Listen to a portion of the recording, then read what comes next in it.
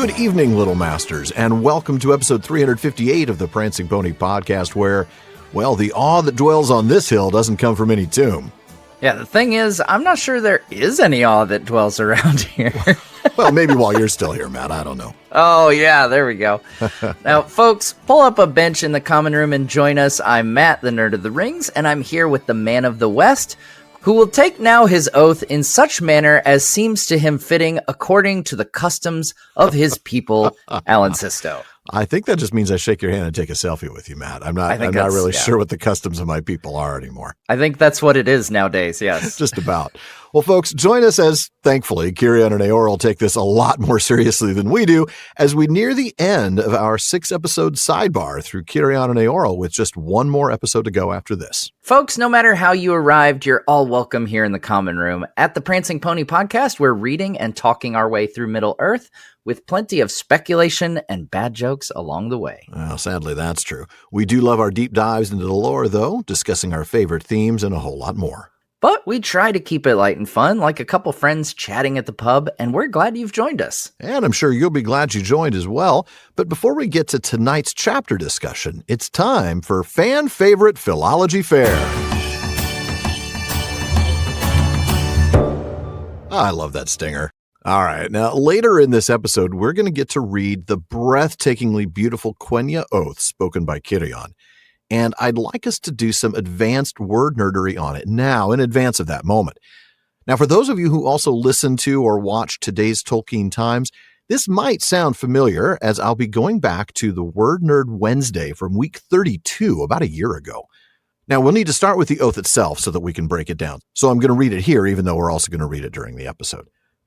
Vanda sina termaruva, alenna noreo alcaran yalian aralendil verando veronwe. Nai tiruvantes iharar mahalmassen minumen ari erui or ilie mahalmar eatenoyo. Now, you might be wondering why we're bothering with a philology fair on this when Cirion literally repeats his oath in the common speech immediately after. Fair point. And I mean, first of all, Alan loves to show off his Elvish reading. He just loves to rub it in that I mess up way more than he does. Oh, well, that's true. That's true. I mean, I'm not sure so much that I like to show it off so much as I like to put you in a position to show your absolute failure. Envy. Yeah. Yes. So in the common speech, it says, "This oath shall stand in memory of the glory of the land of the star and of the faith of Elendil the faithful, in the keeping of those who sit upon the thrones of the west and of the one who is above all thrones forever." In fact, yeah, let's get to it. Alan, why are we bothering aside from you showing off? Well, it is a really impressive thing. It's one of the longest bits of Quenya prose in all of Tolkien. And the detail in that Quenya is really worth taking a closer look at. So that's why we're going to go ahead and dive in. Now, Christopher Tolkien, in a footnote to this passage, which is based on Tolkien's notes, explains that the first word, vanda, means an oath, pledge, or solemn promise. Now, this is an example of one of those words that I was really unable to find more information on. I looked in the etymologies in the Lost Road and other writings. I even looked in, cue the notes, Parma El Delamberon number 17. Now, what I did find was a note leading me to an article in an issue of Parma El Delamberon that I don't have. The article is Addenda and Corrigenda. That just means additions and corrections, so it's just fancy words. Additions and corrections to the etymologies, part 1, and it's in Parma El Delamberon number 45, one I don't have. Now, in that article, we learn that Quenya Vanda also means prison, hell. It comes from the primitive Quendian root bad, which shows up in Noldorin as band, and it's the same element we see in Angband, for instance, right? Prison of iron, right? Hell of iron. Interesting. But that's only one derivative of the Quendian root bad. The other means judge or judgment. And you can sort of see the parallel there with prison or judgment.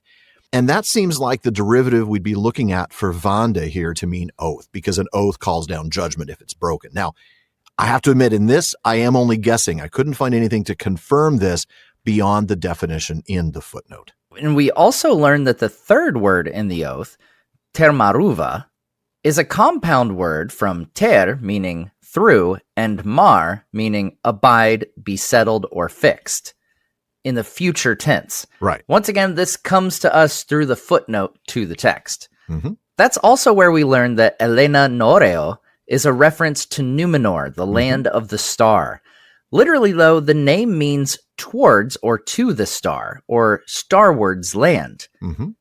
And it was named this, of course, because the Edain that first sailed to the island to inhabit it in the time of Elros, after the War of Wrath, were sailing starwards, following the star of Earendil to reach it. But the way that it's used here in that Elennanorio is in the genitive case, where it depends upon the word Alcar, which is also right there.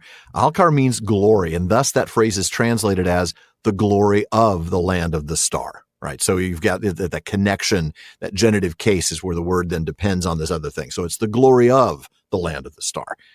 Now, Alcar, very interesting word, right? That's the word that means glory.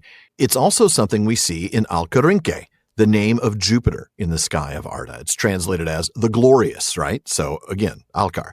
It's also in the name of the youngest of Elros's children, a son by the name of Atanalcar, which would translate as man glory. Now, thanks to Tolkien Gateway, I also learned that we see this Alcar in Tolkien's personal translation of the Gloria in Excelsis Deo into Quenya. Now, this was actually published in Vineyard Tengwar number 44, Alcar mi tarmenel na erun armi kemen reina I hinin. Glory be to God in the highest and peace to his people on earth. Christmas carols in Quenya. That's a thing, I like right? it. Jingle Nella, Frosty the Lawsoth, Oh Christmas Orne. I am here for it, man. Did you know that Quenya shows up in the Father Christmas letters? Yes, it does. Yeah, I just learned this recently. Yeah. It's awesome. Father Christmas letters are a real treasure, man. I'm telling you. They are. I love them. Yeah. Now, Enyalian will likely sound familiar to those who have ever attended Oxenmoot. On Sunday afternoon, at the conclusion of Oxenmoot, everyone takes a bus over to Wolvercote Cemetery, where Tolkien and his wife Edith are buried, to lay a wreath on the grave. The chair reads a passage, and the song Namarie is sung. And it's always a poignant and very important, very traditional part of Oxenmoot. Yeah, it really is a hugely important part of Oxenmoot. Always one of my, I don't want to say favorites because it's emotionally draining. You know, I mean, it's somber. It is very somber. Yeah, after you've been having a grand old time. Exactly. Yeah, we've done fish and chips twice in one day. Totally did that last time. Yeah, it's hard not to, man. Had some cider at the pub, and then it's a very very different tonally. It really is. It's a very different tone to the rest of Oxenmoot, but well worth going. Yeah. So the event, of course, is Enyaliae, but that's not surprisingly where you're going to get this word Enyalian from. The word is important. It's a compound word from en, meaning again, and yal, meaning summon. So summon again. In the infinitive, it is Enyaliae. That's memory or remembrance. That's the way it's mentioned at Oxenmoot. Here it is in the dative as Enyalian, and it means for the recalling. And it's connected to Alcar once again. So to recall or commemorate the glory of Starward's land. So it's a lot of words that are dependent on the other words. That's why it's a little confusing, and it's why we're doing a philology fair on it. Now, Vorondo, according to the footnote, is the genitive form of Voronda, meaning steadfast in allegiance, in keeping oath or promise, faithful. But why does Cirion say Elendil Vorondo Voronwe? Yeah. That's because Vorondo is a title attached to Elendil. That is Elendil, the steadfast in allegiance, or Elendil the faithful. And that's followed by Voronwe, which means steadfastness, loyalty, faithfulness. And it's the object of the word Enyalian. That's why it's translated as and of the faith of Elendil the faithful. Right. So it's lots of the faith of the faithful, and it's the recalling of the faith of the faithful. So it is. Even if you had the sentence in English, it would be hard to diagram, right? Yeah. So I feel like that's why it's so important we go through this in a philology fair. Now, speaking of Voronwe, you might remember the elf named literally Voronwe. He loyally and faithfully led Tuor to the hidden entrance to Gondolin. Well, then we get in the oath another word you might remember, nigh, in the phrase nigh Tiruvantes. You might remember it from the last line of Galadriel's lament, nigh Hiruvalye Valimar, nigh Elye Hiruva. Now, it's translated there as maybe thou shalt find Valimar, maybe even thou shalt find it. But I got to be honest with you, it's more than just, maybe, maybe not, right? It's a 50-50 chance. Flip a coin. Maybe you'll find Valimar. No, it literally translates as Be it that. May it be that, right? It's a wish. She's expressing a wish. May it be that you find Valinor. And here with Tirivantes, nigh Tirivantes, it means be it that they will guard it, right? May it be that those that we're calling upon will guard the keeping of this oath. So that's why it's translated as in the keeping of those. Iharar means they who are sitting upon, and Mahalmasan is the locative plural of Mahalma, meaning throne. Yeah. Here it's referring to the Valar, those on the thrones in the west, but we'll see it again as Mahalmar, meaning all thrones, in reference to Eru. That's right. Well, you probably don't need to explain that Numen means west or that Eru means the one. Those are words that most of us know by now. Ea means is, and it was also the one word spoken by Eru to bring all of Arda into existence. Ea, right? Let it be. It is. Yeah. It's the present tense, the perfect existing tense of to be. Now, finally, Tenoyo is a compound. Tenna means up to or as far as, and Oyo means an endless period or forever. We see that also in Oyolose, ever snow white or everlasting snow, one of the names for the holy mountain Taniquetil. Thus, Tenoyo means up to endless, until forever. So a more literal translation of the oath might actually be something like this. This oath, settled now and always, commemorates the glory of Starward's land and Elendil the Faithful's steadfastness. May they guard it who sit on the thrones in the west, also Eru, who is over all thrones forever. And man, what an oath it is. I can't wait to get to it today. It's so good, yeah. I still want to know Eorl's oath. Like, I know we'll get to that in the episode, but because then we'd have all the cool Old English philology to do too. Yeah, I know. Oh man. Man. It's kind of wild that like this is a section that's pretty well written out by Tolkien, but to just omit that oath. And then we even, we know that Éomer renewed it. And so it's like, somebody knew it. Yeah. Like, how does Éomer know it? Like, where's this written down that we don't have it? Somewhere. Or it's not so much probably written down, because remember, the Rohirrim didn't really have a lot of written history. That's true. Yeah, they don't have. It would have been an oral archive. tradition. Mm-hmm. Would have been an oral tradition. Still. But was there anything in there word-wise that you were like, oh, hey, I didn't know that? Like, did you learn anything new today? Because I'm hoping folks did. This was kind of a deep dive into the Quenya construction of this oath. I think in my mind, I had gone back and forth because I knew the Eru part above all thrones forever. The thrones of the West. Yeah, Mahalmasan Minumen. Yes, yeah. That I wouldn't have been able to conjugate that myself or translate that myself by any means. And I did wonder, and I wonder if I'd be curious, like in people's feedback, if they also initially thought that was in reference to like the thrones of men. Oh yeah. Like thrones of the West, because they men of Numenor, the West and everything. West, yeah. But this is a steward at this time, so like he's not on the throne. He doesn't. Exactly. Yeah. I think for me, when I was first reading it, the words that popped to my mind were Elenna. So I knew that was referring to Numenor, and Yalian, which I knew was remembrance from the multiple Oxnoots I've been to with in Yalie. Obviously, Elendil Verondo, I knew was Elendil the Faithful, and then Numen West, Eru. I think we all know who Eru is now.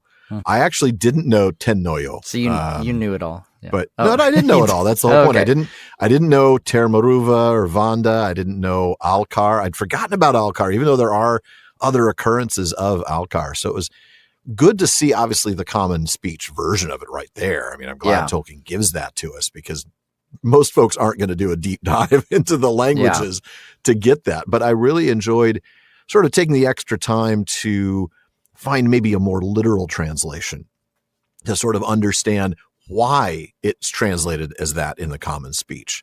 And it's just really fun. I'm beginning to enjoy the word nerdery a little more than I used to. That's for sure. Yeah. Well, Matt, we're mixing up the reading order a little bit today. I've got you actually reading the first one. So would you please lead us off? Then Cirion went up the stair with Eorl, and the others followed. And when they came to the summit, they saw there a wide oval place of level turf, unfenced, But at its eastern end there stood a low mound on which grew the white flowers of Alpharin, and the westering sun touched them with gold. Then the Lord of Dol Amroth, chief of those in the company of Cirion, went toward the mound and saw, lying on the grass before it, and yet unmarred by weed or weather, a black stone. And on the stone 3 letters were engraved. Then he said to Cirion, "Is this then a tomb? But what great man of old lies here?" "Have you not read the letters?" said Cirion. "I have," said the prince, "and therefore I wonder. For the letters are Lambe, Ando, Lambe. But there is no tomb for Elendil, nor has any man since his day dared to use that name." "None the less, this is his tomb," said Cirion, "and from it comes the awe that dwells on this hill and in the woods below.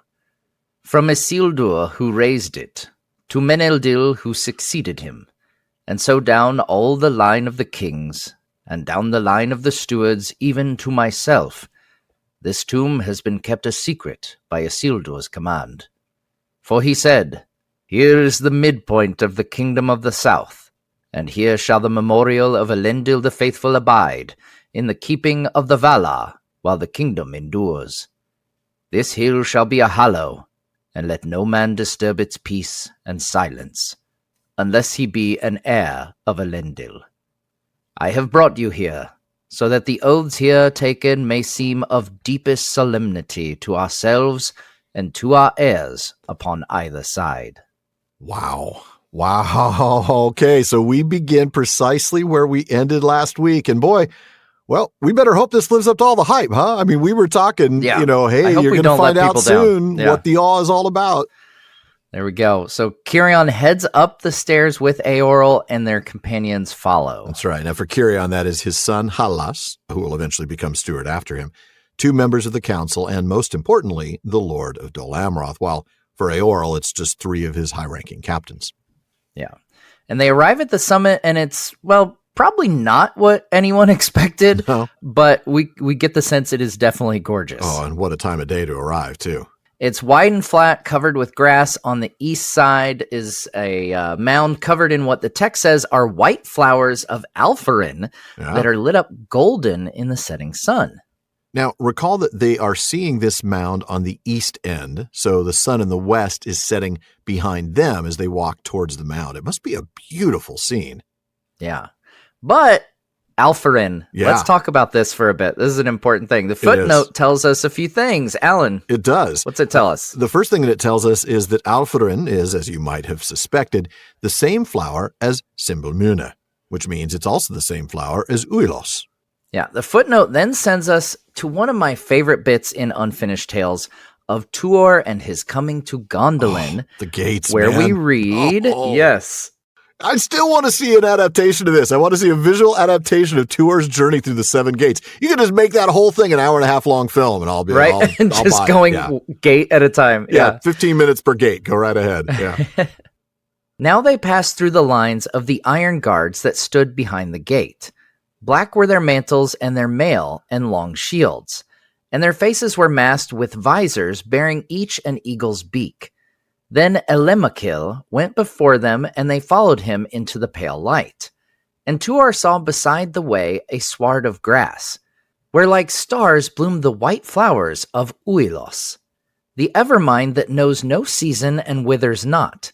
And thus in wonder and lightning of heart he was brought to the gate of silver. I love that. The wonder and lightening of heart. The Alpharin, or in this case, the Uilos, sort of brings joy to his heart. This has been a journey, Love that. I cannot wait to touch on that. Not next season. I think the season after that is when we do the 3 great tales. So we'll do the Fall of Gondolin, we'll do Beren and Luthien, and we'll do the Children of Húrin. And, 15 episodes on Tuor is going to be fantastic. Probably 10, because Children of Húrin is going to be a lot longer. Children of Húrin. That might be half the season, actually, and then the other half split between Beren and Fall of Gondolin. Anyway, the footnote to that passage of Tuor and his coming to Gondolin is what gives us a bit more on the Alpharin here. That footnote says, "These were the flowers that bloomed abundantly on the burial mounds of the kings of Rohan below Edoras. and which Gandalf named in the language of the Rohirrim, as translated into Old English, as Simblamuna, that is, Evermind, for they blossom in all the seasons of the year and grow where dead men rest. The Elvish name Uilos is only given in this passage, but the word is found also in Amon Uilos, as the Quenya name Oilose was rendered into Sindarin. In Cirion Eorl, the flower is given another Elvish name, Altherin. So there you go. We're explaining now through the footnotes what all these flowers are. Now, Simblamuna is simply Old English for Evermind, so the name resembles Forget-Me-Not, even though the flower is clearly very different. Yeah, that's true. Uilos is translated Ever Snow. It's also the Sindar name for Oilose, the mountain known as Taniquetil. But this word for it, though, Altherin, is Sindarin, and it's best translated as immortal. It uses that element, firin, to fade or to die. We see that in Firiel, for instance, right? And a negation, al, though I have to say there were times where Tolkien changed his mind about al being a negation, and he had to work up some alternate etymologies, but that's a bit too deep a dive even for us. So just go into that if you want to. Yeah. Now, to complicate matters a bit more, the footnote also explains that the same word is used for an entirely different flower in The Return of the King. That helps. Yeah, so helpful. Not confusing at all. This is when Legolas sings, "The golden bells are shaken of Malos and Alforen in the green fields of Lebanon." Yeah.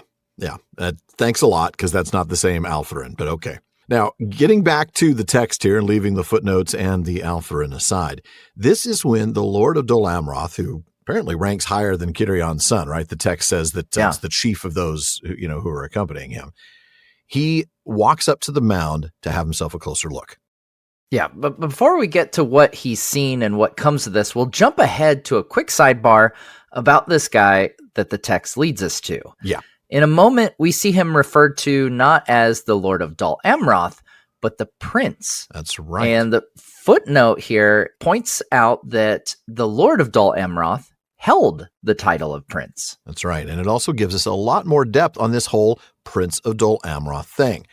Now, we covered that in the postscript we were going to cover that in the postscript for episode 355, like we said we would in that episode, but then we completely forgot. And by we, I mean me. So we ended up covering it in the P5 for episode 356 instead. Yeah, so we won't cover it here other than to say that there appear to be two origin stories on how that came about. Right. And the PPP will go even more in depth on the Prince of Dol Amroth next season when you cover the history of Galadriel and Celeborn. That is correct. There will definitely be more on the whole Dol Amroth situation of the dual origin stories. Now, back to the text here. The prince sees something that, interestingly, is not covered up by grass, even though it's been at least a quarter century since anybody's been here. Nobody's mowing the lawn here. And what he sees is a black stone with 3 letters engraved on it. Now, you might remember a few episodes back, we mentioned the carving of R and then the ND rune and then R again. And that was to represent Arondir, king's servant. And that was engraved on the stone that was brought by Borondir as a token to Eorl to prove the legitimacy of his message. We said we'd get back to an even more interesting combination of 3 letters engraved on yet another stone. Yeah, well, here we are, and we'll get to those letters shortly. Whatever the letters are at this point, the Lord of Dol Amroth asks if this is a tomb, and if so, who the heck's tomb is it? Right. What in the world? Why is somebody buried up here? Yeah. Right.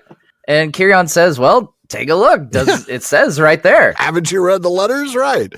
Lambe Ando Lambe. That's L and then the ND and L. And the prince is like, now, wait a minute, Elendil. A, there is no tomb for Elendil. And B, nobody's been bold enough to use his name in the 2,500 years since then. Yeah. And Cirion says, it is what it says. Yeah, pretty much. This is the tomb of Elendil himself. Yeah. And that is the big secret, obviously, that for those of you who've never read this story, we've been keeping from you for the last few episodes, the hype we've been trying to build up about the Halafirion. It is where Elendil the Faithful is buried, the Númenorian exile who, along with Gil-galad, cast Sauron down. And if you're thinking, wow, that's pretty awesome, well, you're right. In the most literal sense of the word, it is the source of the awe that gives this place its name. And it's why the Whispering Wood is so silent, that a man would find himself speaking to his comrades in a whisper, as if he expected to hear the echo of a great voice that called from far away and long ago. And probably about a foot higher than you, because Elendil was really, really definitely tall. super tall. Yeah. So Cirion explains a bit of the backstory, and we'll actually get to more of that next week in the tradition of Isildur, that this tomb has been kept a secret all the way from Isildur through the line of the kings. And through the line of the stewards as well. For more than 2,500 years, this secret has been kept. And now we know why it was only Cirion's most trusted servants that he sent here to clear the path. Yeah. And why he didn't want anyone tempted to use the path before he arrived. Exactly. Now, in a brief preview of some of the details that we'll cover in more depth in next week's readings, we learn why this place was chosen. Isildur determined that Amon Anwar, the Hill of Awe, whatever it was called at the time, but didn't have any awe yet, was the geographic middle of Gondor. And more on that in a second. Isildur hallowed this place as a memorial to Elendil, commending it to the keeping of the Valar themselves for as long as the kingdom of Gondor exists. And really, it is that historical and even spiritual significance of this place that leads Cirion to choose it for the location to take their oaths. I mean, he could have done this anywhere, right? Meet me at the road by the mirroring stream and we'll just do it there. No.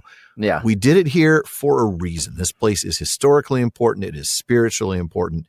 And it is a place that is appropriate for, in his words, and I love this, the deepest solemnity. And not just for these two guys, but for their descendants. They're going to be the ones who abide by the oaths that they're about to take. Yeah. After a very appropriate moment of silence here, Cirion indicates to Eorl that if he's ready, it's time. Time for you to take your oath. I love the detail here about how he should do it in a way that is fitting according to the customs of the Éothéod. And it does make me wonder what that means, right? Do you have any speculation on what those customs might be? I'm sure it'd be very Old English. Probably Anglo-Saxon. Yeah, it's what makes me want more of this. Like I know, right?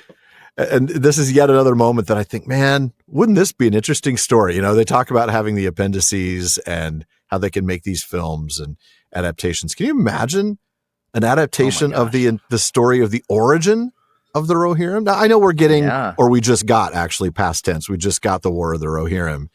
Right. And I understand that, you know, that tells a great story about sort of in the middle of all of that, right? It's the end of the first line and beginning of the second line of Kings. But what about the establishment of Rohan? Wow. Yeah. The thing there is like, you know, how much with a lot of these, you know, side stories, I'll call them, but, you know, not like the proper Lord of the Rings itself, you know, the expanded kind of world is where the big question always comes, like, do you have enough within the pages of Lord of the Rings as the rights stand right now, you know? At least for the time being. I mean, who knows if the Tolkien estate licenses more of those rights. The version in the appendices is much smaller than the version in Unfinished Tales. I mean, there's really nothing there. That's the big kicker is like, you know, you like technically you could attempt to, but man, you'd be stepping on all the toes of Unfinished Tales. Cutting yourself off at the knees, you know. Yeah, good point. I just want to see this. And you're right.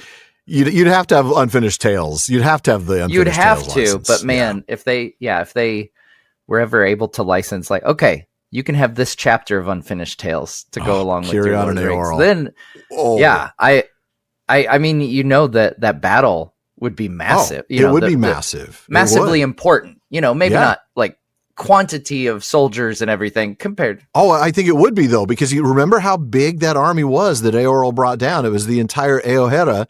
Right, and, you know, we're speculating that it's somewhere in the neighborhood of 10 or 12,000 horses, you know. It's a massive force. Would have been I just mean amazing. Like in terms of like Pelennor Fields with all those orcs and everything. Like it wouldn't quite hit that, and it'd be it wouldn't. A bit more out in the middle of nowhere. You know, you don't have this huge city as a backdrop. The field of Celebrant, you'd have the orcs coming down from the mountains. You'd have the Éothéod coming across the Undeeps, and it would be so epic. But then we could see this moment. We could see Eorl taking his oath in a way that is fitting according to the customs of his people. Yeah. All right, well, we'll come back to more of that right after the break.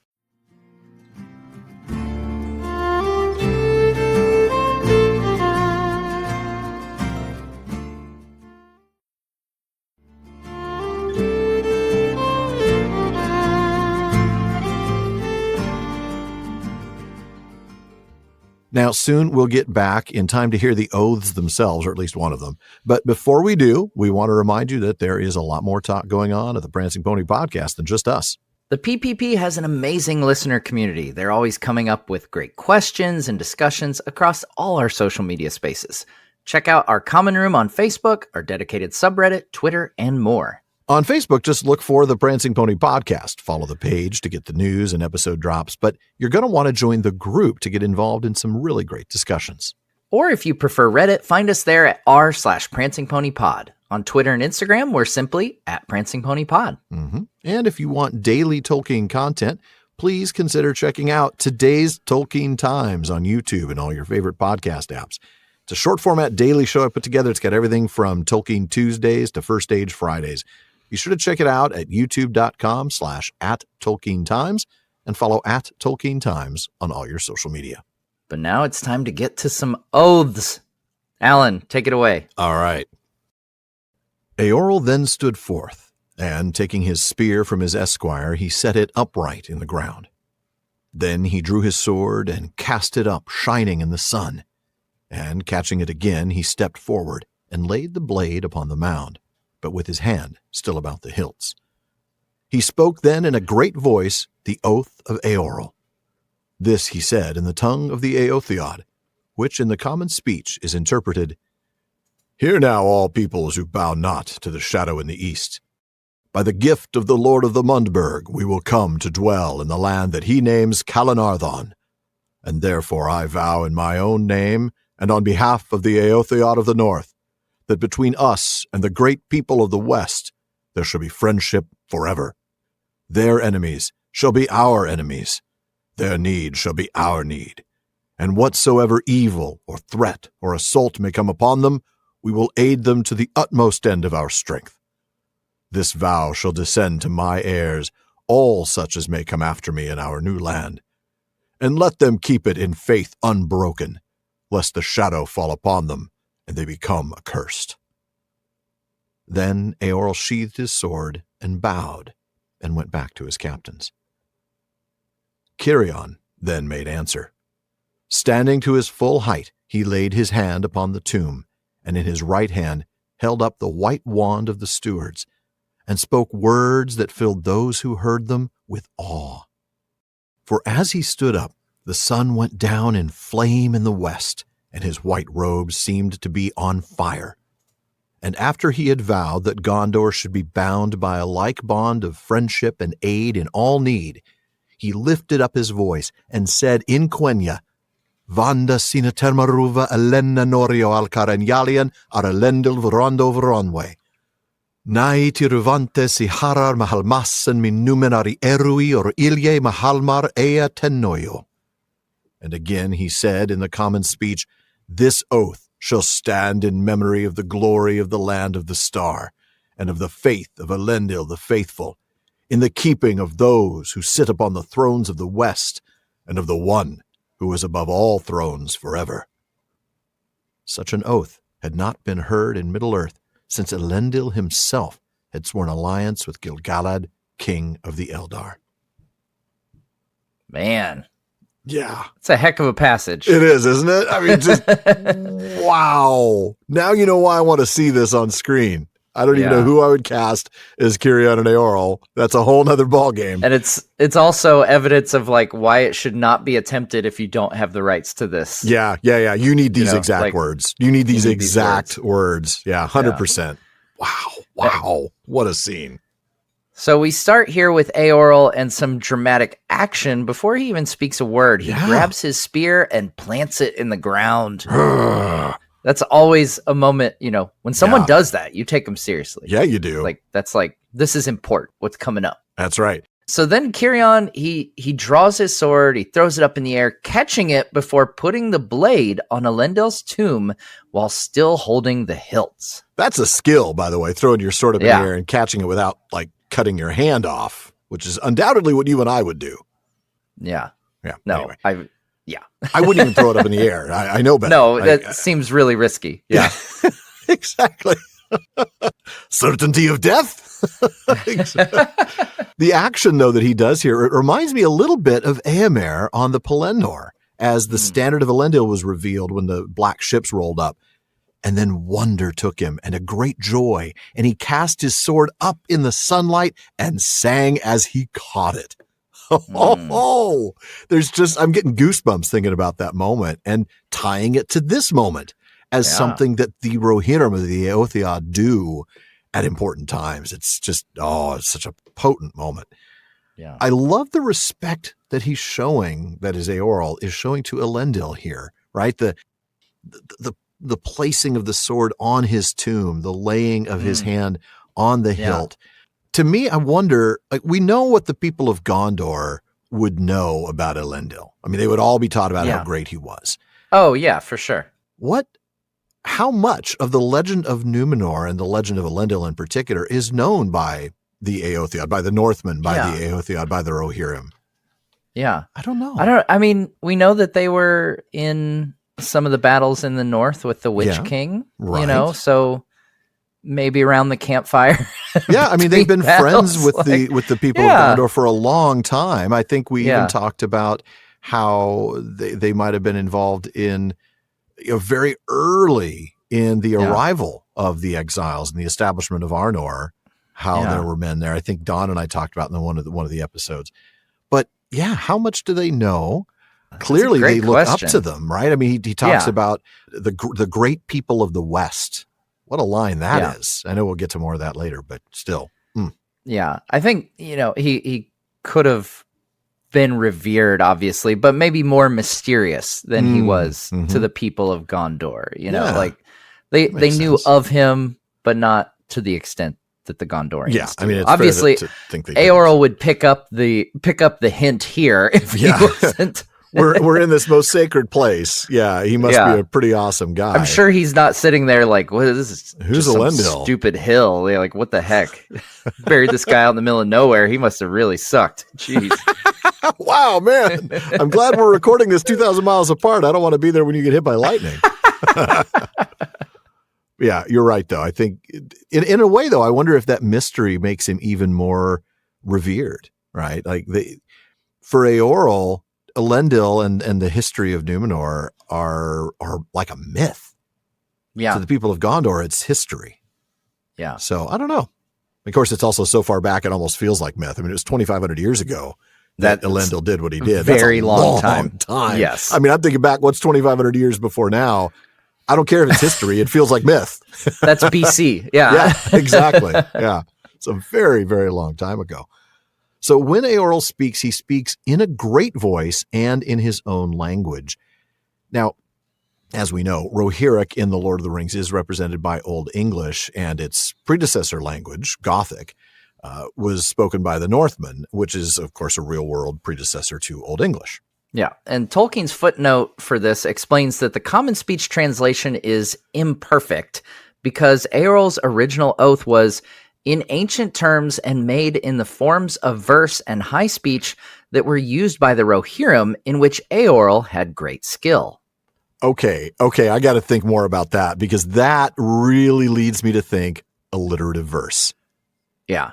The forms of verse and high speech used by the Rohirrim, definitely alliterative verse. And that just makes me want to hear this oath even more, man. Right? Like, no, I would have alliterative Old English here. How amazing would that have been? But the rest of the footnote dashes my hopes of that possibility. Yeah. Christopher explains, there seems not to be any other version of the Oath of Eorl extant, apart from that in the common speech given in the text. So any Old English experts out there who could reconstruct alliterative verse from this common speech translation, please let me know. I would be eternally grateful. Man, that'd be fantastic. Also, I thought it was interesting in which Eorl had great skill. He's young, right? I mean, at this point, what did we just, I mean, we knew he was only 16 when he became king. I think he's 25 at this point. Yeah. He's an impressive guy. He is a very impressive guy. I mean, he's well-rounded. Definitely in the top 25 under 25 to look out for, you know? He's on the cover of Fast Company. Yeah, yes, no doubt about it. I mean, he's not only a an effective political leader, right? The lord of his people and doing it well. He's also very good militarily, a tactician that can then bring his forces down and employ them in a way to help save Cirion and the army of Gondor. And yet he's also a bit of a poet, right? I mean, he's able to do this oath in an alliterative verse, in his high speech, and he's able to do it with great skill. I just think it's really interesting. Yeah, but the oath itself, it's just breathtakingly beautiful, even in the common speech. Yeah, so it is. hearing it in Old English, I feel like would have been amazing. Wouldn't it? Especially alliterative verse. Yeah. Yeah, and in the oath, of course, he begins by calling to witness every one of the free peoples of Middle-earth, and then acknowledging the gift of Calenarthon that Cirion has offered, and he vows for himself and his people eternal friendship with Gondor. And I love this. It's where we come back to that line I mentioned earlier, the great people of the West. There is a real deep respect that Eorl has for these high men. And then the terms come back to what we talked about last week, right? It's a military alliance and a mutual support treaty. But I love this. He's doing the oath first. He does not make this oath conditional on Cirion promising the same thing. That's a great point. Yeah. You know, for all he knows, Cirion's going to be like, and in exchange, we give this land. No. He knows that Cirion will, but he hasn't yet. So he's stepping out in faith. He's trusting this man that he has an incredible respect for, right? We've talked about this last week, I think, loves him as a father. He's stepping out, trusting that Cirion will do that. Yeah. Then he binds his heirs to the vow, lest the shadow fall upon them. Yeah. Now, at first, I was thinking this felt like a conditional curse, right? If they break the vow, then the shadow will fall upon them. Then that happens. Yeah. But I think what he's doing here is he's just recognizing that if Rohan were ever to not honor the agreement, it would be because they were under the influence of Mordor, and they would then likely become accursed. I mean, looking at the actual wording of it, right? Let them keep it in faith unbroken, lest the shadow fall upon them and they become accursed.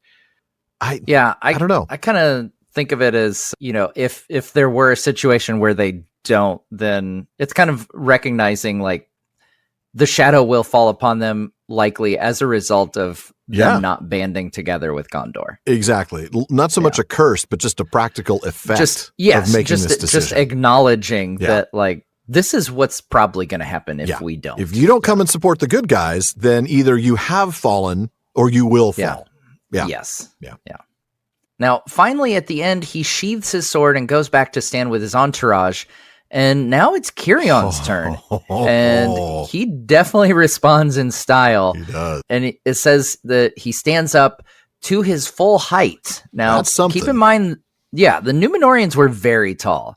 And so, too, their Gondorian descendants, Aragorn and Boromir, are both said to be 6'4" or so. Yeah, they're big guys. Yeah, no doubt about it. And I remember, because Éomer is also tall, I think he's actually described as being even a little bit taller than Aragorn. And I think so. Yeah. I just recently did a video on Éomer, and I think it is like 6'6". Yeah. And yet still built like a linebacker. I mean, this isn't some, slender shooting guard. This is it's a big man. So, Cirion puts a hand on the tomb. And again, it's lending this sense of sanctity to the ceremony. He raises the rod of the steward. So once again, showing that what he's doing in the authority of his role as the steward. And what he says here on the Hill of Awe fills people with awe. I mean, the combination of this place, right, the significance historically and spiritually of this place, the time, the sunset, lighting up his white robes in what is essentially July or August, I believe. And then, of course, the content of his oath itself. It makes this maybe the most memorable thing that these people will experience in their lifetimes. This is a moment. Yeah, and he returns the vow of friendship and mutual aid. Again, we don't get the actual words here, but we get the gist of it. You know? I know. I would have liked to have heard how he would phrase that. How is he going to say, and Gondor will be there to help you? How does that come about? Yeah. And then he seals the oath with one of the longer pieces of Quenya prose in all the Legendarium, and it's a beauty. So much so, we spent the entire philology fair working our way through the entirety of the Quenya. Which is why we don't need to do it here. Now, for the benefit of Eorl and his men, who almost certainly do not speak Quenya, he repeats himself in Westron in the common speech. And this bears repeating. It's a huge deal that he puts the keeping of this oath not just in the Valar, but in Eru himself. And that's why the text makes it such a big deal that no oath since the one sworn by Elendil himself with Gil-galad more than 2,500 years ago. Yeah, and I mean, that's just wild. Yeah. Bringing in Eru is significant. It's a big deal when you bring in Eru in an oath. Yeah. And the footnote here tells us that we wouldn't get another one like this for over 500 years when King Elisar comes back to this very place with King Éomer. That's right. Because, of course, even though he is the steward, the king has to renew this, right? So, and I think we take a look at that next week in the tradition of Isildur. Now, let's mention that renewal of the oath briefly. We did talk about this event happening back in our second episode on the House of Eorl, but we didn't look in depth at the footnote because the rest of it has to do with that calling Eru to witness, right? How important that is. That footnote reminds us it had been held lawful only for the king of Númenor to call Eru to witness, and then only on the most grave and solemn occasions. Yeah. Okay, this is certainly a grave and solemn event, so that part works. Mm-hmm. But lawful only for the king is something else, so let's look at this more closely.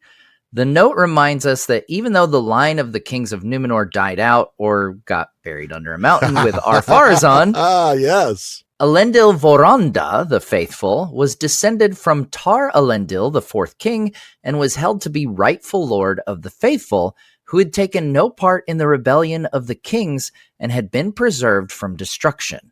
All right, then. So kings of Gondor, too. It's not just the kings of Númenor to call Eru to witness. We figure through Elendil, the kings of Gondor are entitled to do this as well. But what about the stewards, right? Is that one step removed from one step removed? Well, the note continues. Cirion was the steward of the kings, descended from Elendil, and so far as Gondor was concerned, had as regent all their powers until the king should come again. Okay, so he seems to have the legal authority. But the fact that he did this must have absolutely blown folks away. I mean, 2,500 years since an oath had been taken in which the name of Eru had been called to witness. That's historically significant. Now, maybe Eorl and his men would not have been blown away by this because they wouldn't have known how special it was to call upon Eru. But man, the Prince of Dol Amroth, the men of the council, even his son Halas, they must have all been shocked, right? At least surprised, but probably quite shocked and amazed by what Cirion did. Well, yep, the note tells us exactly that. Nonetheless, his oath astounded those who heard it and filled them with awe, and was alone, over and above the venerable tomb, sufficient to hallow the place where it was spoken. Yeah, significant stuff right there. And there's more on this matter of authority or legitimacy in The Nature of Middle-earth, in the rivers and beacon hills of Gondor under the entry for the mountain Halafirion. And we'll cover that in the P5. For now, Matt, would you take the next reading?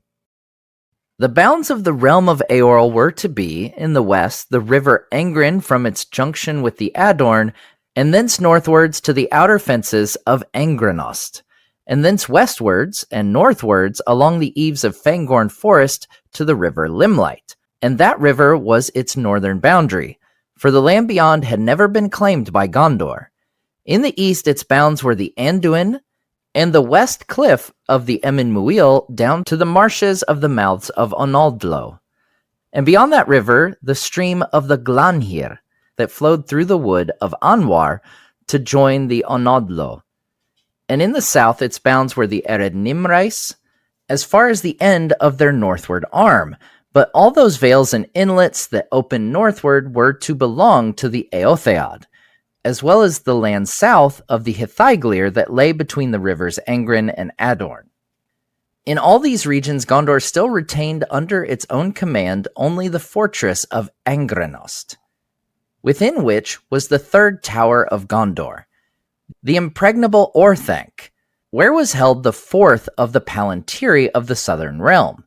In the days of Cirion, Angrenost was still manned by a guard of Gondorians, but these had become a small settled people ruled by an hereditary captain, and the keys of Orthanc were in the keeping of the Steward of Gondor. The outer fences, named in the description of the bounds of the realm of Eorl, were a wall and dike running some 2 miles south of the gates of Angrenost, between the hills in which the Misty Mountains ended. Beyond them were the tilled lands of the people of the fortress. All right, so we skipped one paragraph, but we should take a quick look at it as it's the transition between the time of the oath and the evening. The oaths are finished. Everybody's caught their breath and go, wow, did you hear him mention Eru? Wow. And they head down the hill. Now, it was nearing sunset earlier, right? Remember, the sun was going down in flame in the west. It made his robes look like they were on fire. Now the shadows of evening are falling as they go. They get back to their camp. They have a bite to eat before they meet up again to go over the specific borders of the new realm. So, yay, another map episode. Yeah, let's dive in and look at the bounds of Rohan. Obviously, we can all picture where it is on the map of Middle-earth, but we don't often see the borders talked about. No, not really. Now, to the west, the border is, in theory, the Angren, that's the Isen, all the way to where the Adorn joins it. Now, if you look at the map, it's interesting because the Angren, or the Isen, takes this big curve due west after it goes past the fords of Isen. The Adorn runs west-northwest from the Eredimrise. So you end up with this sliver of land running to the west of the Gap of Rohan. And reminder that the Gap is the area between the northern arm of the White Mountains, about where Helm's Deep is, and Isengard. Now, if you're scratching your head trying to remember why you've never heard anything about this part of Rohan, I mean, it's not the West Fold, it's not the East Fold, it's not the Wold. That's because it's really a disputed part of the Kingdom of Rohan, especially by the time we get to, 3019 and the time of the War of the Ring. Now, when we get to the Battles of the Fords of Isen in a couple of weeks, we're going to read this footnote, and it explains, beyond the Gap, the land between Isen and Adorn was nominally part of the realm of Rohan. But though Fulquina had reclaimed it, driving out the Dunlendings that had occupied it, the people that remained were largely of mixed blood, and their loyalty to Edoras was weak. Now, we don't have a precise date regarding Fulquina's reclaiming of the area, but we know that it took place sometime between the beginning of his reign as king, which was Third Age 2864, and 2885, as that was when he sent men to Gondor and his twin sons died. We saw a mention of that when we covered the second line of the Kings of Rohan back in episode 353 when we read, "When he became king, the Rohirrim had recovered their strength. He reconquered the West March between Adorn and Isen that Dunlendings had occupied." So it specifically mentions this exact region, right? But that footnote continues explaining why the loyalty of the people in that part of Rohan was weak. The slaying of their lord, Freka, by King Helm was still remembered. Indeed, at this time, they were more disposed to side with Saruman, and many of their warriors had joined Saruman's forces. That happened in the Third Age 2754, almost 250 years after the founding of Rohan, and more than 100 years before Fulquina reconquered the area. So you slay the Lord, and that takes place 250 years after the day that we're looking at here. But 100 years after that, they're still disposed to side with Saruman because you killed Freka. All right, back to the map. The text says, "Thence westwards and northwards along the eaves of Fangor." Now, there's no note mentioning this as an error, but I kind of think it is. I mean, if we move from the Isen northwards and then along the eaves of Fangorn, we're moving eastwards, not westwards. So I'm a little confused by the text that says, "Thence westwards and northwards along the eaves of Fangorn." You can't go westwards along the eaves of Fangorn if you're going from Isengard. So I don't know. Either way, you can easily be forgiven for not picturing it clearly, because that does seem like an error. The northern border of Rohan is the outer fence of Isengard and the southern eaves of Fangorn, but then all the way up to the Limelight. There are two rivers coming out of Fangorn Forest when you look at it on the map. Both have their source in the Misty Mountains and flow east through the forest. The southern of the two rivers is the Entwash, or Onadlo, as the text here refers to it, and it comes out of Fangorn before heading due south towards the White Mountains, then heading east again and splitting into the fens of the Entwash as it joins the Anduin. Right. Now, the northern of the two rivers coming out of Fangorn is the Limelight. That river is the southern bounds of the field of Celebrant, where we just saw the Éothéod come to the rescue of Gondor. It joins the Anduin just before the Undeeps. So Rohan includes all the land along even the eastern side of Fangorn, all the way up to the Limelight. The eastern boundary then, not surprisingly, is the Anduin itself, down to the Emyn Muil and its west cliff. So that means that the Emyn Muil themselves, even the half of them that are on the west side of the Anduin, are not in the realm of Rohan. And they're also not in the realm of Gondor, for that matter. I mean, it's realmless land. Gondor has no claim to it anymore. So from there, the eastern boundary is the brief stretch of the Anduin between Rauros and the mouths of the Entwash. Then the Entwash itself, briefly, until it reaches the Glanhir. That's the Mering Stream, and we'll get to this whole name thing in a little bit. There, the border goes south until it reaches the mountains. The southern border is the White Mountains from that point all the way back to the end of its northward spur that defines the Gap of Rohan, directly south of Isengard. That's right. And any valley that opened to the north belonged to Rohan. That's right. Now that we've defined the boundary of this gift that Cirion has given to Eorl and the Éothéod, we might want to take a look at all the names in this paragraph. Yeah, the footnote explains we're seeing all the Sindarin names, but that most were given new names by the Rohirrim. Tolkien writes, these names are given in Sindarin according to the usage of Gondor, but many of them were named anew by the Éothéod, being alterations of the older names to fit their own tongue, or translations of them, or names of their own making.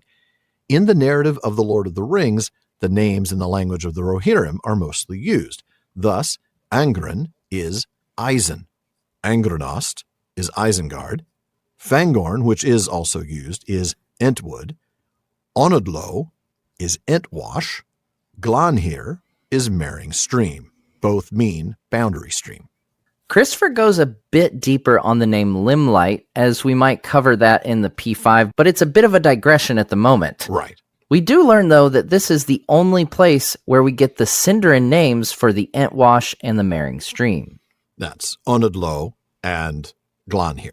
Now, Christopher Tolkien suggests we compare Onodlo to Onodrim, the Sindarin name for the Ents. That's how you get Onodlo because of Lo, right? If you think about Gwathlo as a river, yes. Onodlo. So that's that's going to be the Entwash, right? With the boundaries defined, the text goes on to tell us that the only place within these borders that Gondor still held onto was Isengard, home to what is called the Third Tower of Gondor, Orthanc. That's right. And it's here that we learn a bit about how Angrenost was ruled in its time as a fortress of Gondor. Now, in this time, the time of this text, 2510, it's about 500 years before the War of the Ring, there are Gondorians there in Isengard, but they've remained in the area so long that they've become a settled people. Now, over the next couple of hundred years, spoilers, this settled people will intermingle with the Dunlendings and become more friendly to them than to the Rohirrim, leading to the Dunlendings taking control of Isengard. Which is why King Freyalaf and the Steward Baron welcomed Saruman to Isengard in 2579. We also learn that when the text about the borders named the outer fences of Isengard as the boundary of Rohan, they didn't mean the fortress wall. They meant a smaller wall and dike about 2 miles south of the fortress gates. And that's because the land north of that smaller wall was the farmland for those Gondorians manning the fortress. Which makes total sense. I mean, that's how you do it. It's like the Pelennor, right, is all the farmlands for the city of Minas Tirith. Yeah. And we'll go ahead and come back, talk about more of this after the break.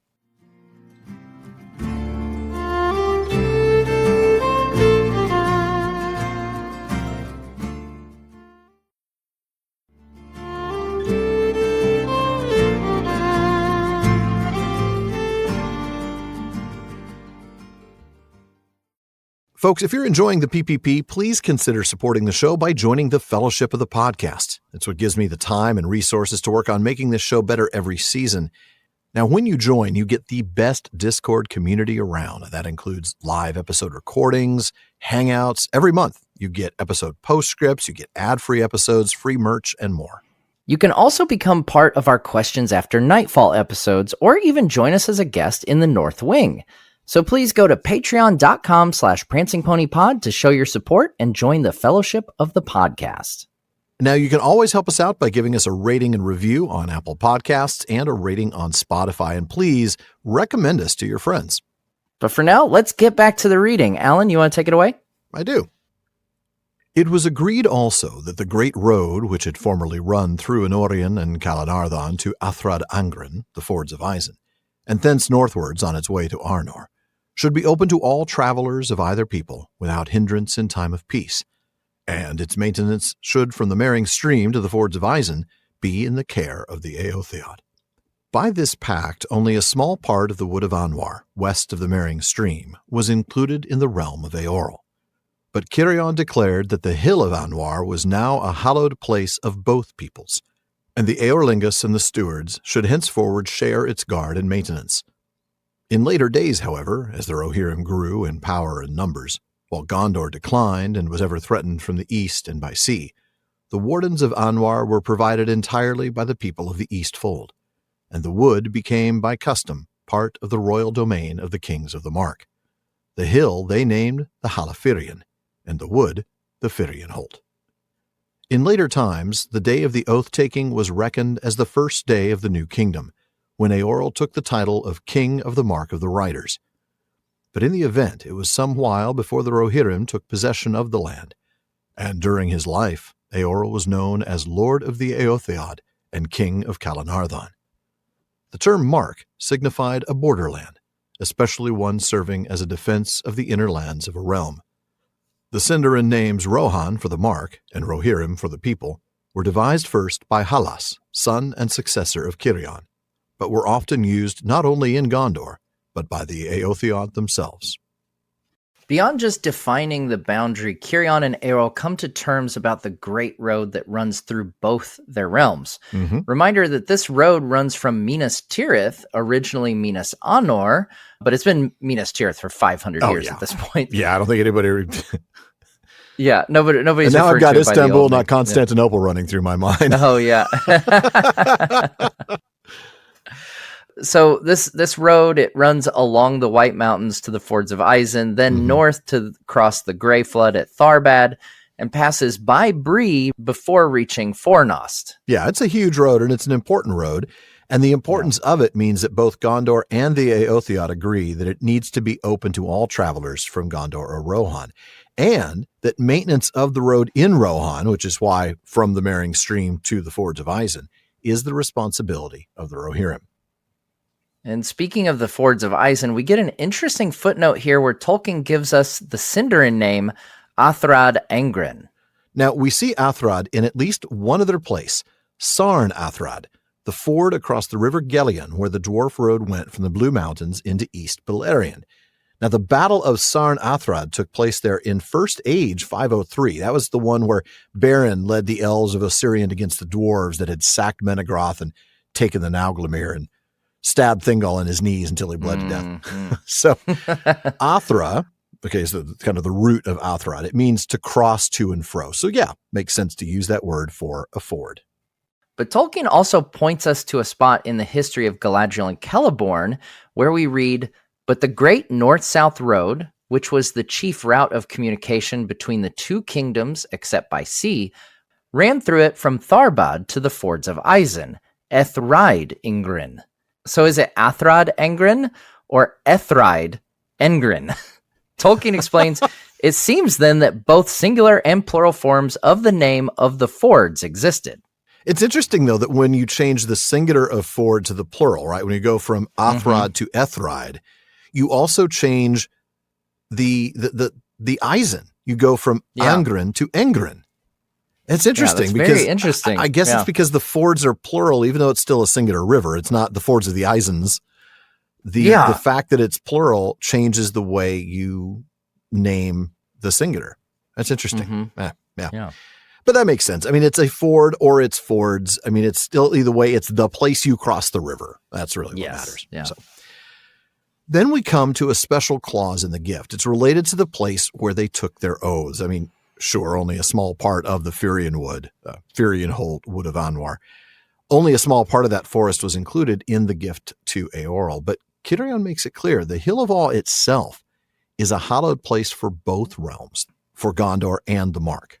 Yeah, and both nations will share in the duty to protect and maintain it. Mm-hmm. But that only lasts a little while, at least in practice. Gondor faced more and more threats and fell into decline, so Rohan took over as the sole source of guards and maintenance, specifically Rohirrim from the East Fold. That's right. And so it becomes, kind of unofficially at least, part of Rohan. Right. Now, as we'll read next week, Cirion will later move the tomb of Elendil back to Minas Tirith. So it turns out that hill isn't going to be quite as important to Gondor anymore, after all. Not so much, yeah. No. Now we get to some calendar stuff. The first day of this your new favorite, kingdom. Matt. Yes, it is my favorite. The first day of this new kingdom is defined as the day the oaths were taken. We don't know when this day took place, but can we make an educated guess? We should at least try, right? Well, I guess we'll give it a shot, right?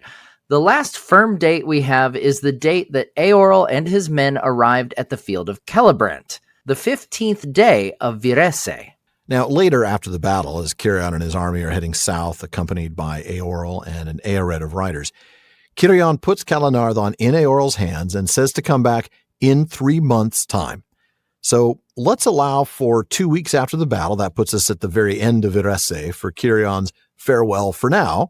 And then 3 months' time would get us to the end of Kermie. But when we actually get to the moment, we do get a name of the month, and it's not Kermie. No. After the shadow of the wood, the sun seemed hot and bright, for it was the month of Urime. Yet the crown of the hill was green. Okay, now Urime is the month right after Kermie, so it must have taken a bit longer after the battle. Maybe needed to allow a little more than 2 weeks. Or maybe the 3 months' time was a bit extended. I mean, even if it had just been a day or two later, it would have already been Urime. But in either case, I don't think we're far into Urime, maybe a week. So, I don't know. This is where we're totally guessing, pulling a number out of my ear. The 7th day of Urime is a guess, but that would correspond to July 30th. So that's when I'm going to celebrate Rohan Day. There you go, July 30th.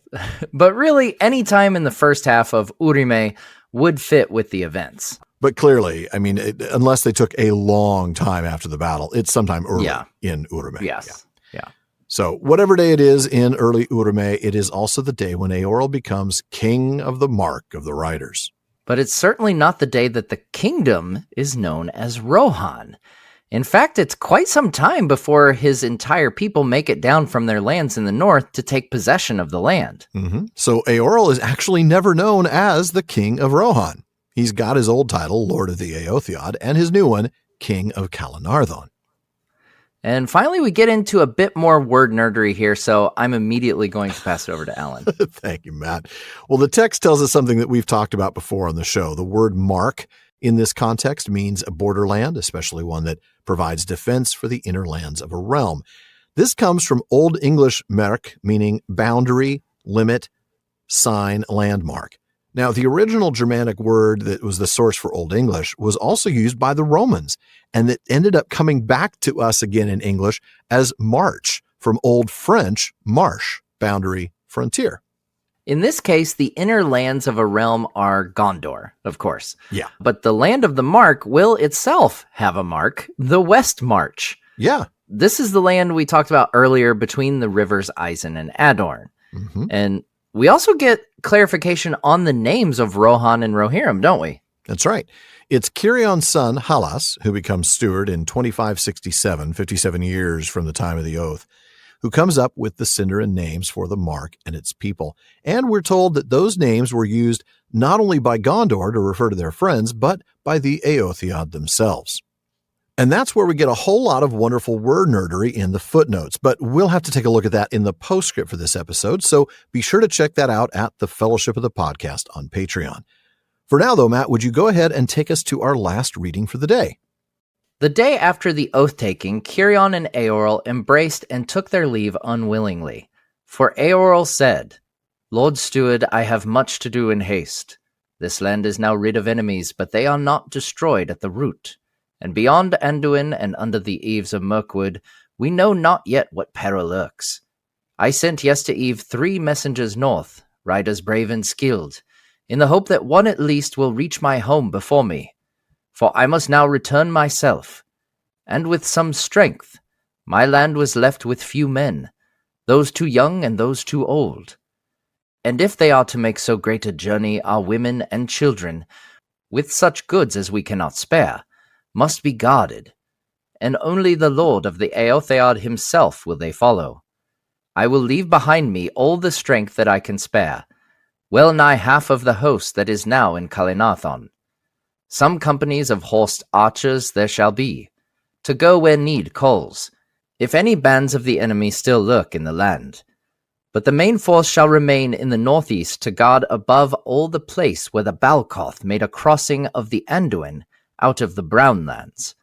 For there is still the greatest danger, and there also is my chief hope, if I return, of leading my people into their new land with as little grief and loss as may be. If I return, I say, but be assured that I shall return, for the keeping of my oath, unless disaster befall us, and I perish with my people on the long road. For that must be on the east side of the Anduin, ever under the threat of Mirkwood, and at last must pass through the vale that is haunted by the shadow of the hill that you name Dol Guldur. On the west side there is no road for horsemen, nor for a great host of people and wains. Even were not the mountains infested by orcs, and none can pass, few or many, through the Dwimodin, where dwells the White Lady, and weaves nets that no mortal can pass. By the east road will I come, as I came to Celebrant, and may those whom we called in witness of our oaths have us in their keeping. Let us part now in hope. Have I your leave? Indeed you have my leave, said Cirion.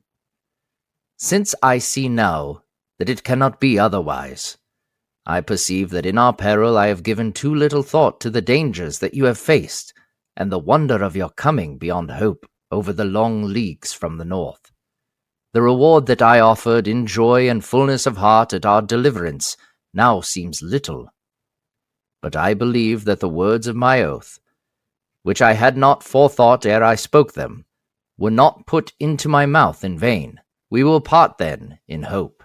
And I love that.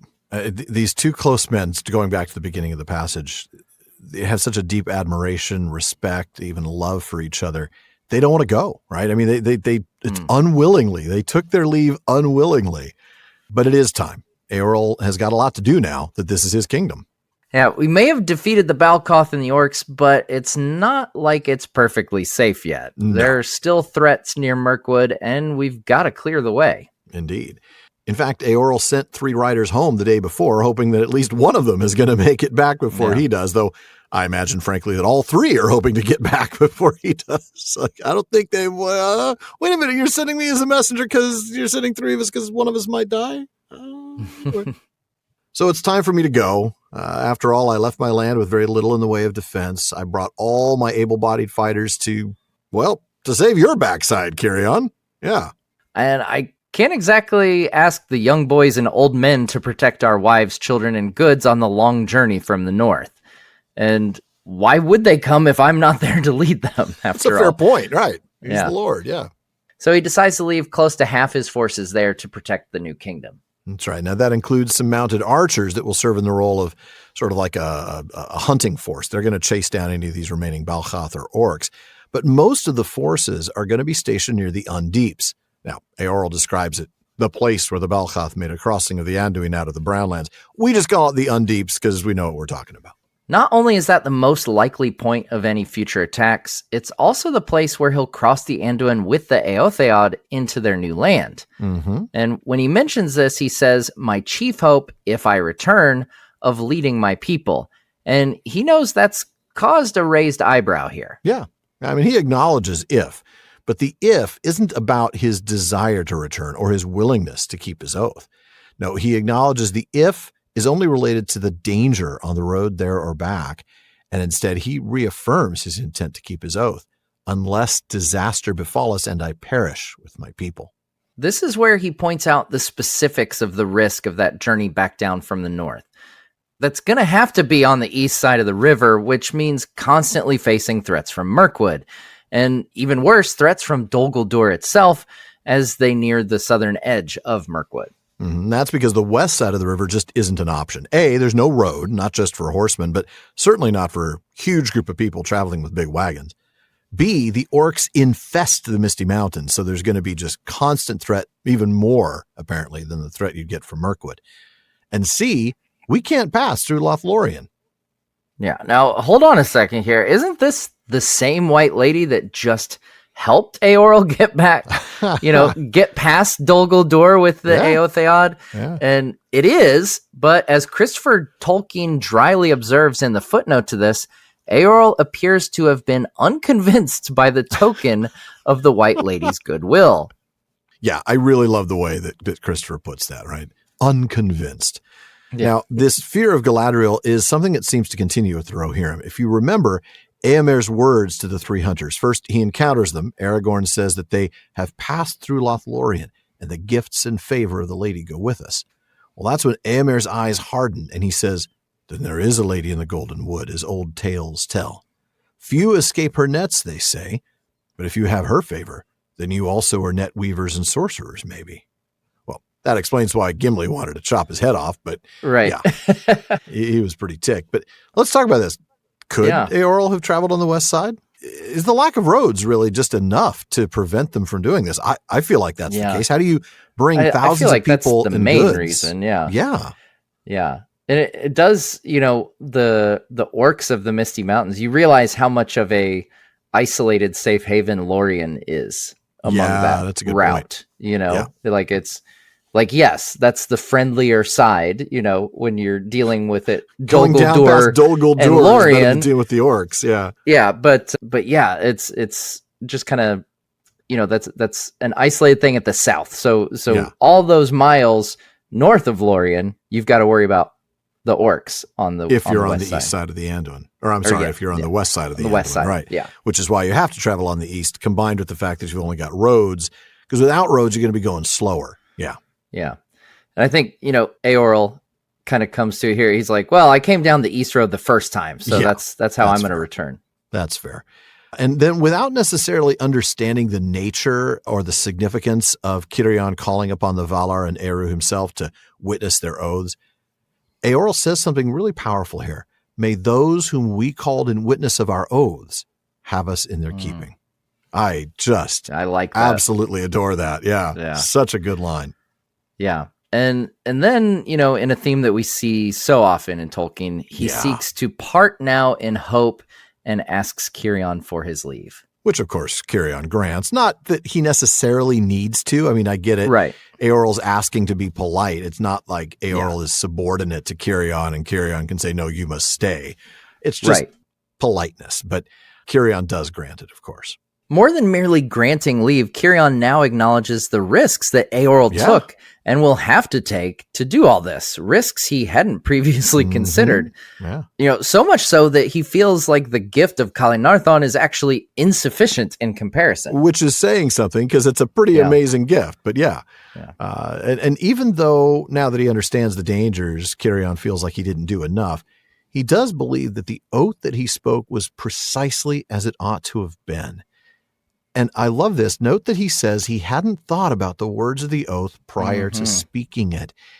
This happens so many times in Tolkien, I honestly can't begin to count, but how many times do we see a character say something that they hadn't thought or considered before speaking?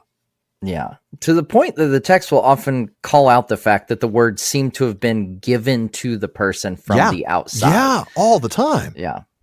And here's one example. Then Beren, looking up, beheld the eyes of Luthien, and his glance went also to the face of Melian.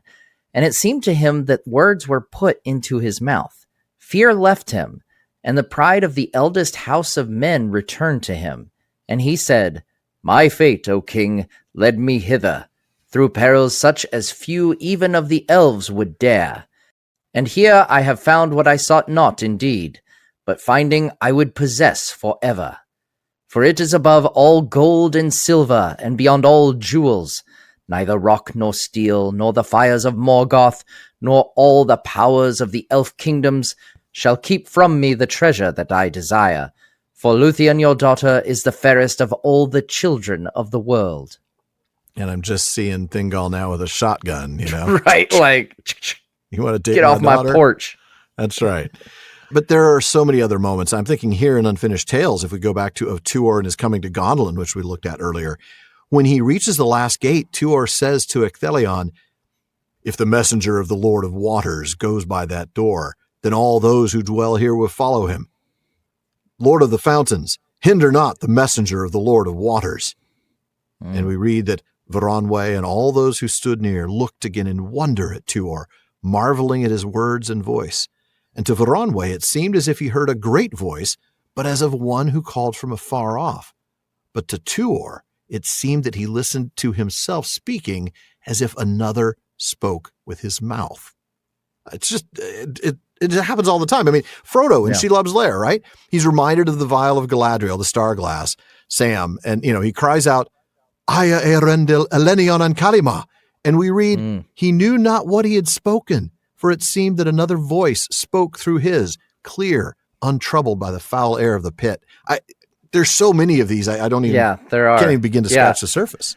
Yeah. And I kind of thought of, Frodo invoking the name of Elbereth, with the ring wraiths. And he clearly has no idea what he's just done. Yeah. And the fact that was the most Aragorn dangerous. Even says, right? More dangerous to him was the name of Elbereth, right? Yes. Yeah. Wow. Yeah, that's another good one. There are so many of those, and I know a lot of them are in the Silmarillion, in these older mythologies and older histories, but there's a lot of them in the Lord of the Rings too. Sam has a couple moments like that.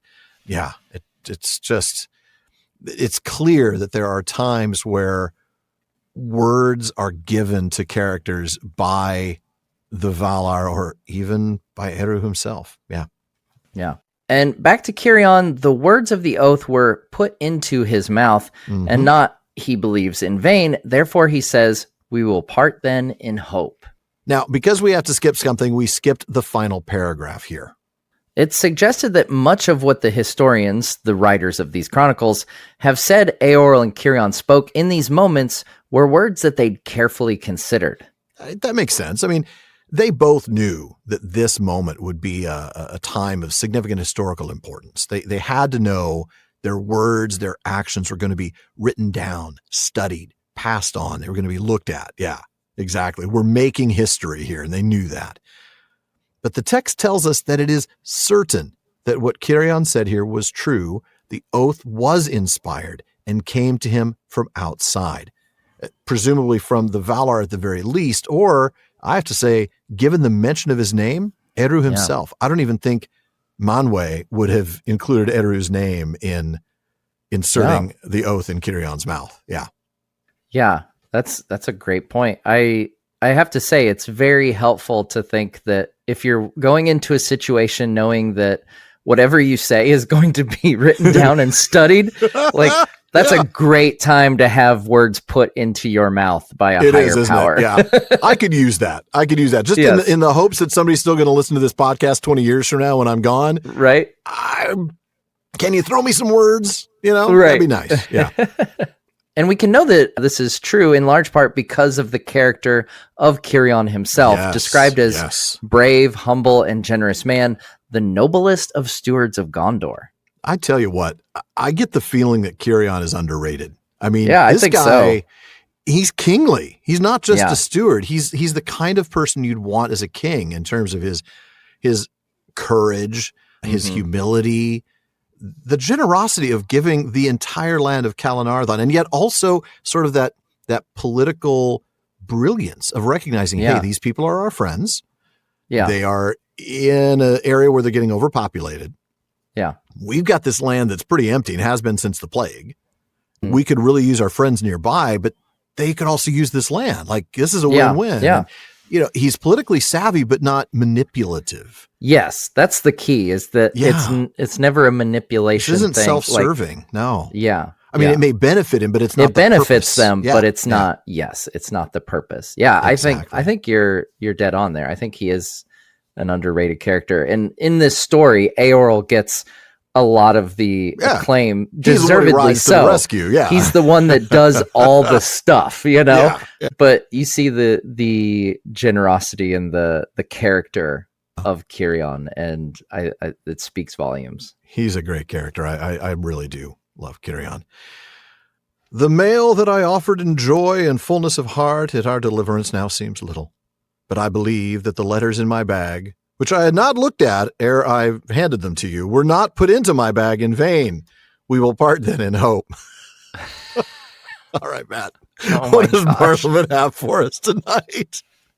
Besides abject apologies from me. Yes. Yeah. All right. We've got a message from Will in North Carolina. He says, I've read through all of Tolkien's books, including History of Middle-earth. What should I read next? Any other recommendations that you enjoy as Tolkien fans? And I think there's a couple ways we could take that. Yeah, there are. You know, we can kind of think about this as people interested in learning more about Tolkien and his writings, or like beyond Tolkien. Like if you're looking for something, right. If you like love this, Lord of the Rings, like this. Yeah. You're gonna like something else. Yeah, All right. Well, I'll start with the sort of, you want to learn more about Middle Earth, or you want to at least learn more about Tolkien.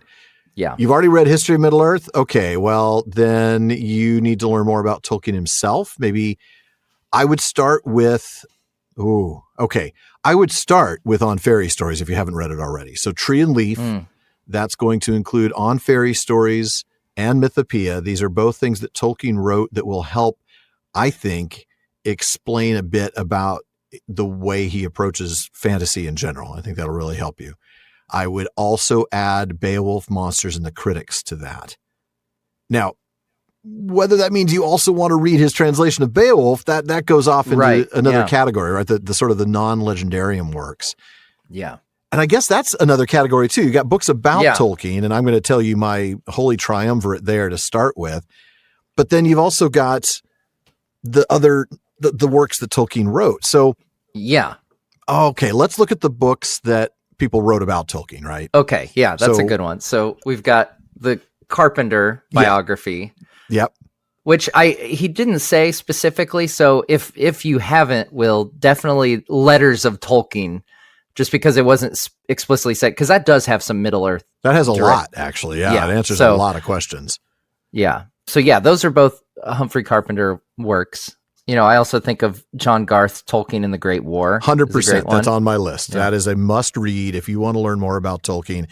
Because I like Carpenter's biography, but it is, first of all, it has a few errors, but it's also a little bit broad and covers a lot of his life. Whereas Tolkien and the Great War covers a much narrower area, but in much more depth. Yeah. And it's just a fantastic. It's a very formative time too. Yeah. Like and then Tom Shippey, of course. Real quick, though, before we get to Tom Shippey, who I know you're going to mention, because if you didn't, I was going to have to reach through this screen and choke you from there. We had John Garth on the show, I think in episode 44? I don't remember. It was first season, late in the first season. I don't know how you keep the episodes straight. There's so many. Some of those ones we reference more often than others. I'd have to look it up for sure. But somewhere in that range. Your letter 131? Yeah, exactly. If we mention it all the time, we do. But we did have John on to talk about Tolkien and the Great War. It was a great interview, and you'll learn more about the book there. But yeah, Tom Shippey. Matt, what would you suggest from Tom? I think Author of the Century is probably the number one on my list. And then he's got Road to Middle Earth as well. Yeah, Road to Middle Earth. Yeah, he also has a number of essays that he's written. One of the best collections of those is called Roots and Branches. It has a lot of really good essays in it. Yeah. But he's written a bunch. Yeah. Verlin Flieger. You really can't go wrong reading Splintered Light, A Question of Time, or Interrupted Music in particular. Those would be the ones that I would recommend most highly. Yeah. There are a lot of others. Yeah, you've got other stuff too with strong connections to Middle Earth, like Hammond and Skull's work. Yeah, Hammond and Skull for sure. I mean, you've got the Reader's Companion, which you're not going to read separately because that's just the annotations to The Lord of the Rings, though you should definitely have that with you when you read The Lord of the Rings. But the Chronology and Guide, it's a 3-volume set that's going to give you a lot of information on Tolkien. We've already named Shippey, Garth, and Flieger. Those are sort of the 3 must-read Tolkien scholars in my mind. There are a lot of others, don't get me wrong. Yeah. So many others, and I feel bad almost for not mentioning everybody else whose books are on my shelf. Right. But in a shorter segment to answer that question, there are going to be just a few names you leave off the list. But anything by those three. What else, though, Matt, in terms of books about Tolkien or books about Middle-earth? Yeah, I mean, there's obviously the annotated Hobbit or History of the Hobbit. He didn't say specifically. Yeah. That's true. If he's read History of Middle-earth, has he read History of the Hobbit? Good question. Yeah. So that's John one Ratliff, you definitely don't want to miss. Yeah, because it's one of those, like, he did such a good job with that. Fantastic job. Sits alongside History of Middle-earth. It really does. Yeah. And then you mentioned the annotated Hobbit, Douglas Anderson. Yeah. That's a really good resource. Yeah, that's great. The other way to kind of look at this question is, okay, so what if for the people who are more, like, oh, I want more nonfiction, like, I love Middle-earth, I love Lord of the Rings, I love these stories because it's this created world. What other, fantasy, sci-fi, whatever. Oh, what other authors do I want to read? Yeah. Okay, because I was thinking we were going to look at maybe. Yeah, because it doesn't say, like, so I'm not sure. Fair. That's fair. What else to read? Yeah. Oh, wow. I was thinking first, what about Tolkien's non-legendarium works? Oh, yeah, right? Of course. We could reference those as well. We've already mentioned Mythopoeia and On Fairy Stories, which are in Tree and Leaf, but I've got to say Leaf by Niggle. 100%. Oh, yeah. Read Leaf by Niggle, because that's almost an autobiography of Tolkien. Yeah. About the tree. Smith of Wootton Major, also autobiographical, really. Which those are all in Tales from the Perilous Realm, right? I don't know about Smith. I know Smith is in a separate volume that I own, but I think it might be included in that. I don't know. Smith of Wootton Major, Leaf by Niggle. You can read some of the other ones too, like Adventures of Tom Bombadil. Oh, I was thinking of like Rover Random and Mr. Bliss and stuff like that. Letters from Father Christmas. But yeah, certainly the Adventures of Tom Bombadil. There are so many things that he wrote. Really, you can't go wrong. It depends. Do you want to know more about him? Do you want to know more about what he can write? Or do you just want to know what other stories might you like because they have fabulous world building inspired by Tolkien? I guess we could look at those then, Matt. What are some fantasy things, or maybe other genres if you can think of anything? Yeah. So this is really fresh in my mind because as we're recording this, I just got back from Dragonsteel Nexus, which is a convention for the works of Brandon Sanderson. And just like over the course of the last 6 months, I've read a ton of his stuff and have become obsessed with it. So I'm a bit biased toward that at the moment, but yeah, he's got kind of this interconnected world called the Cosmere, and it has different series that are gradually overlapping where minor characters and minor, pieces are overlapping, but you can read them each individually and be totally fine. So if you're more the sci-fi kind of person, you could start with Mistborn, which is a really, really cool series. Like the first one is still my favorite of his works. Or if you like the high fantasy stuff, then his Stormlight Archive books. Okay. I have heard really good things about those. Yeah, it's really good. I'm kind of obsessed at the moment. I would actually do a couple of different things. I would definitely read Ursula K. Le Guin's Earthsea Cycle. I think that's a good one. If you want absolutely fantastic world building, that's a really good example of that.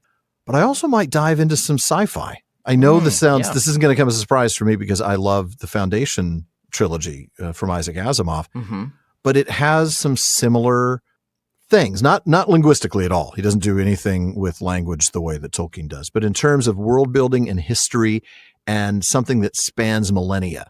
He does a fantastic job of doing that. And I feel like if you really enjoyed that sort of aspect, like understanding, let's go back to the time of the trees and see how that one thing that happened, thousands of years ago impacts this moment when Aragorn's talking to Frodo. That's something that the Foundation series might provide for you.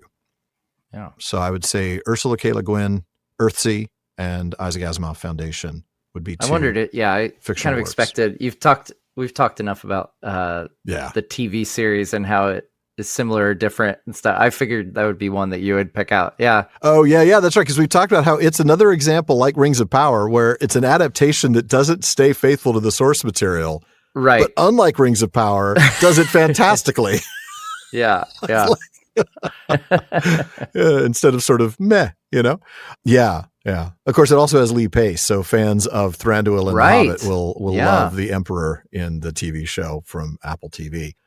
Wow, man, that's such a big question. What other books do you, I think, though, looking at it in the way we did with 3 different categories, right? Books about Tolkien and Middle-earth by other authors. So that's where you're going to look at Shippey, Garth, and Flieger, as well as others. I'm going to throw one out for Tom Hillman, actually. Pity, Power, and the Ring. I think is the title. Pity, Power, and Frodo's Ring. I don't remember, or Pity, Power, and the One Ring. I think it's something Pity, like that. Power, and the Ring. Yeah. Yeah.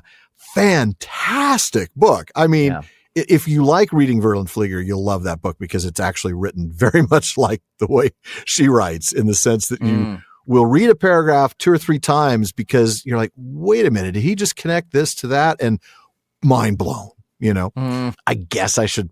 I mean, my publisher will kill me if I don't pitch our own book, Why We Love Middle-earth. Oh, yeah. But it does not belong on the same shelf as anything by those authors. I was going to pencil it in between the Shippey books is what I was going to do originally. Give me a break. We don't belong in the same breath, let alone on the same shelf. But it is a fun book, but it also answers, in a way, this question. Sean put together the chapter on sort of the end of the Legendarium that included the bit about what to read next. And so he talks about this as well, and includes a number of books about Tolkien, books deeper into Middle-earth. I don't think we talked about other genres. So that was an interesting way of putting it. But yeah, if you like Tolkien, you'll like these other authors. Maybe it's the world building, maybe it's the languages, maybe it's the magic or the elves, but whatever it may be, there will be something for you. Good stuff. Good question. Cool. Thanks for that one. Well, folks, that wraps it up for another episode of the Prancing Pony Podcast. Please be sure to come back next week when Cirion looks at the map and realizes things have changed, as we conclude the story of Cirion and Eorl. Now, folks, Alan and I want to thank the members of Team PPP, editor Jordan Rannells, Barlow and Becca Davis, social media manager Casey Hilsey, event and Patreon community coordinator Katie McKenna, graphic artist Megan Collins, and website guru Phil Dean. Now, please take a minute to check out the prancingponypodcast.com. It's where you're going to find show notes, outtakes, Prancing Pony Ponderings, our online storefront where you can get PPP merch, including all the great episode artwork that Megan's done for the PPP over the last 2 seasons. You'll also want to visit our library page. The Prancing Pony Podcast is, after all, a podcast about the books, so if you're interested in a book we've mentioned on the show, you'll find a link for it in our library.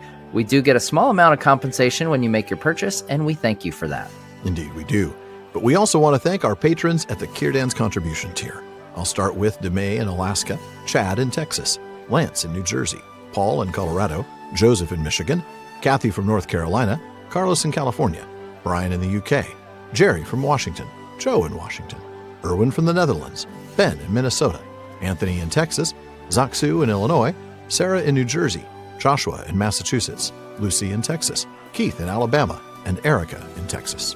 There's also Carson in Oklahoma, Vivian in California, James in Massachusetts, Ann in Kentucky, Sean in New Jersey, Mason in California, Maureen from Massachusetts, Olivia in London, Robert in Arizona, Nick in Wisconsin, Lewis in South Carolina, Thomas in Germany, Craig in California, Bailey in Texas, Kevin in Massachusetts, Julie in Washington, Bruce in California, Joe in Maryland, Nathan in Arizona, and Kevin in Pennsylvania. Thank you all so very much for your support. Indeed, thank you. Make sure you don't miss any episodes of the Prancing Pony Podcast. Subscribe now through Spotify, Apple Podcasts, Amazon Music, or your favorite podcast app. One last thing, as always, don't forget to send your thoughts, comments, and most of all, the words not put into your mouth in vain to Barlaman at theprancingponypodcast.com. And if you want your voice literally heard, well, just send us audio of your question. Visit podinbox.com/prancingponypod to record your question for us. Please be sure to still email the question to Barlaman, though. Now, even though Barlaman's been a lot more reliable lately, there is still a lot of mail for us to sort through. We'll try to get to you just as soon as we can. As always, though, this has been far too short a time to spend among such excellent and admirable listeners. But until next time. This is the end. We are going.